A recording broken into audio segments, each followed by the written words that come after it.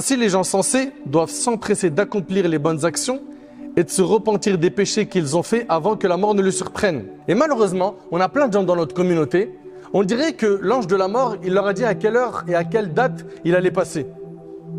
Ils sont sereins, ils sont en roue libre dans les péchés tranquilles. Tu lui dis, mon frère, crains Allah, il te dit, ouais, je sais que c'est pas bien, je sais. Mais t'inquiète, c'est temporaire. T'as garanti de vivre jusqu'à la date que tu t'es fixée pour te repentir. Ou peut-être que tu souhaites te repentir quand ça sera trop tard, quand tu seras à l'agonie. Mais à l'agonie, le repentir, il n'est pas accepté. Allah Tabaraka wa Ta'ala, il nous a mentionné l'histoire de Pharaon. Et quand est-ce qu'il a voulu se repentir? Quand il a goûté à la noyade. Il a dit quoi? Il a dit, je crois en ce en quoi ont cru Banu Israël.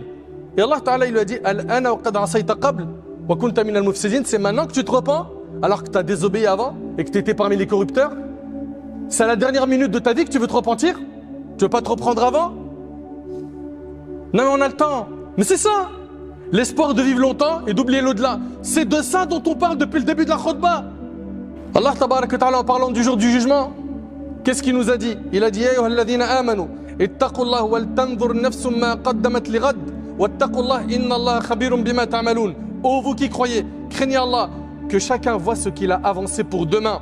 Craignez Allah, Allah connaît parfaitement vos agissements. Allah, il a dit quoi, subhanahu wa ta'ala? Il a dit que chacun voit ce qu'il a avancé pour demain.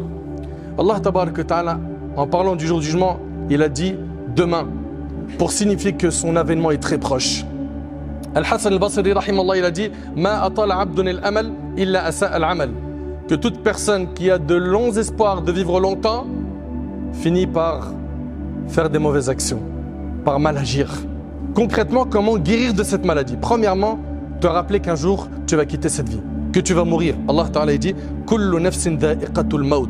Toute âme goûtera à la mort. Wa innama tuwaffawna ujurakum yawm al-qiyamah. Et ce n'est qu'au jour de la résurrection que vous recevrez votre entière rétribution. Et Allah Ta'ala dit Qul innal mawta alladhi tafirruna minhu fa innahu mulaqikum. ثم تردون إلى عالم الغيب والشهادة فينبئكم بما كنتم تعملون. La mort que vous fuyez vous rattrapera inévitablement, puis vous serez ramenés vers celui qui connaît parfaitement ce qui relève de l'invisible et de ce qui est apparent, et il vous informera alors de ce que vous faisiez. Allah Ta'ala, il dit concernant notre terme فإذا جاء أجلهم لا يستأخرون ساعة ولا يستقدمون. Allahu Akbar. Et lorsque leur terme advient, lorsque ton heure va sonner, Allah il dit, ils ne peuvent ni la retarder, ni l'avancer ne serait-ce d'un instant. Allahu Akbar.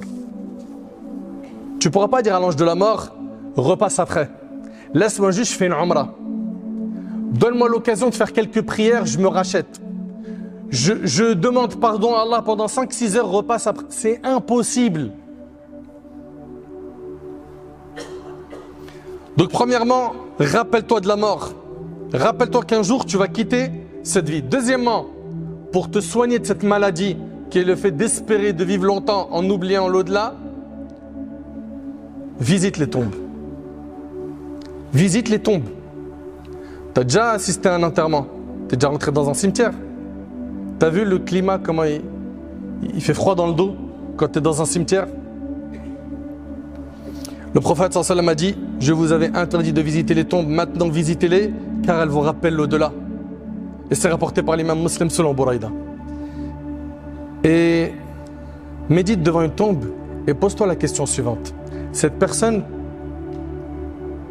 que tu connais, qui est enterrée, qui est sous terre là, qui est devant toi, il n'avait pas de l'espoir de vivre longtemps, il n'avait pas plein de projets.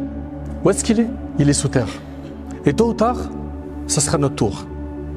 Troisièmement, n'attache pas ton cœur à cette vie qui est éphémère.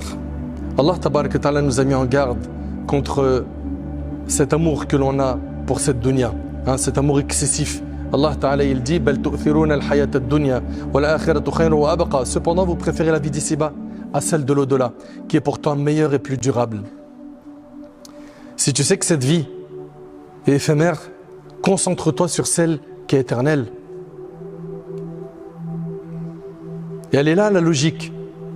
Allah Ta'ala il dit وَمَا أُوتِيتُم مِّن شَيْءٍ فَمَتَاعُ الْحَيَاةِ الدُّنْيَا وَزِينَتُهَا وَمَا عِندَ اللَّهِ خَيْرٌ وَأَبْقَى afala ta'qilun. Tout ce qui vous a été accordé comme bien d'ici-bas n'est que jouissance éphémère et vaine parure, alors que ce qui est auprès d'Allah est meilleur et plus durable.